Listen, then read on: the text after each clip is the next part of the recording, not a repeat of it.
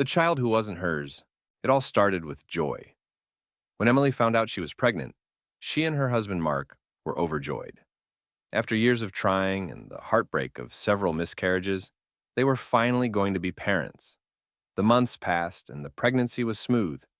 There were no complications, no concerns. The baby grew healthy and strong, and when their son Noah was born, he was perfect, beautiful, with a mop of brown hair and deep, soulful eyes. But as Noah grew older, small things started to feel off. Emily would catch him staring at her, long, intense stares that made her feel uneasy, like he was studying her. There was no reason to be concerned, she told herself. Babies are curious, and he was a bright boy. She dismissed the creeping discomfort and brushed it off. But deep down, she couldn't shake the feeling that something wasn't right.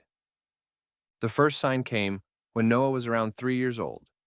Emily had hired a nanny, a sweet woman named Claire, to help care for Noah while she and Mark both worked. Claire was kind and patient, but one afternoon, as she was picking Noah up from playing in the yard, Emily heard a commotion. It sounded like Claire was shouting, loudly, frantically. Emily rushed into the hallway to find Claire sprawled at the bottom of the stairs, her face pale and her eyes wide with terror. Claire!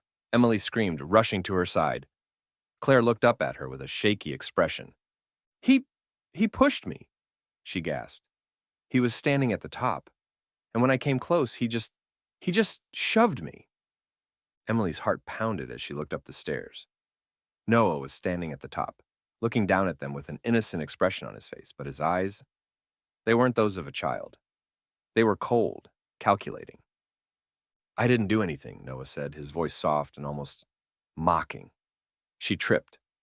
Claire was taken to the hospital with a broken arm, but the doctors couldn't find any signs of other injuries.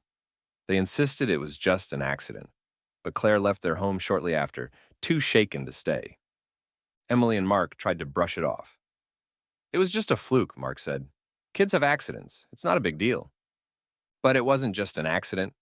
As Noah grew, things only got worse. At 5, Noah became more withdrawn, spending hours alone in his room. His behavior became increasingly strange. One evening, Emily was cleaning the living room when she heard Noah giggling from the hallway.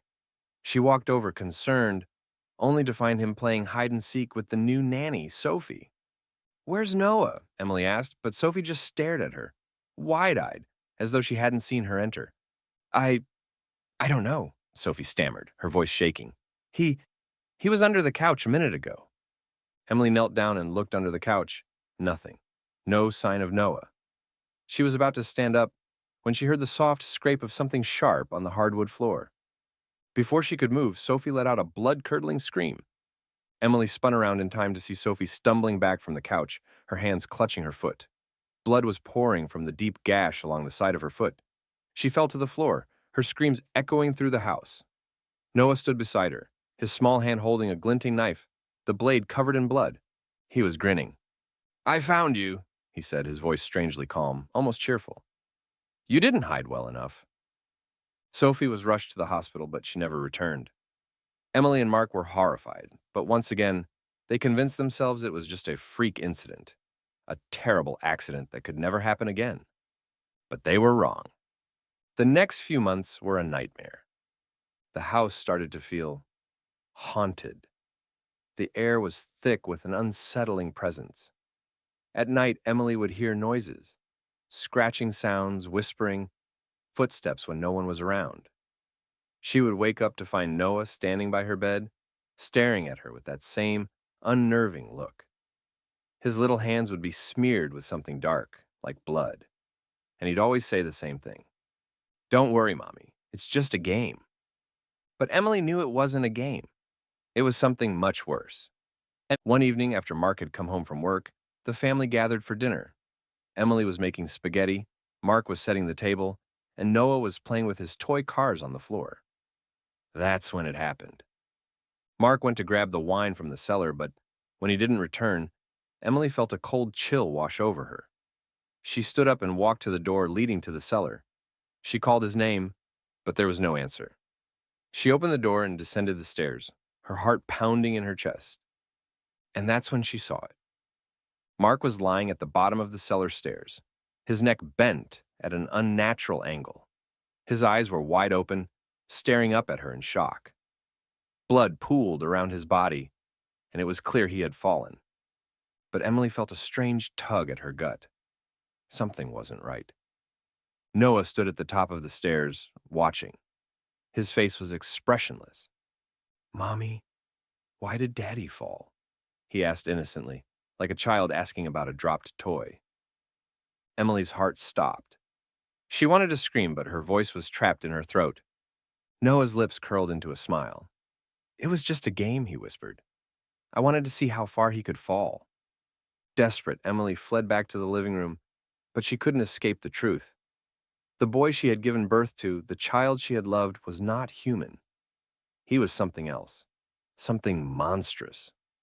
That night, as she tried to make sense of everything, Noah came to her once more, this time standing in the hallway, holding something glistening in his small hand. A knife! Emily backed away, her breath quickening, but Noah's eyes locked onto hers, cold and unfeeling. "You didn't believe me," he whispered, "but now you will." Before she could react, Noah lunged forward, the knife plunging deep into her chest. Her breath caught in her throat as she fell to the floor, her body going cold. Noah stood over her, smiling. His eyes gleamed with a twisted satisfaction, as if he had just won a game. And then, just as the darkness took her, she heard his soft voice, barely audible but unmistakable. "Game over, Mommy!" The police found Emily's body the next morning, but by then, Noah was already gone. There was no trace of him in the house, no sign of where he had gone. They thought it was the work of a burglar, a random act of violence. But deep down, they knew the truth. Noah was still out there, and he would be waiting for his next game.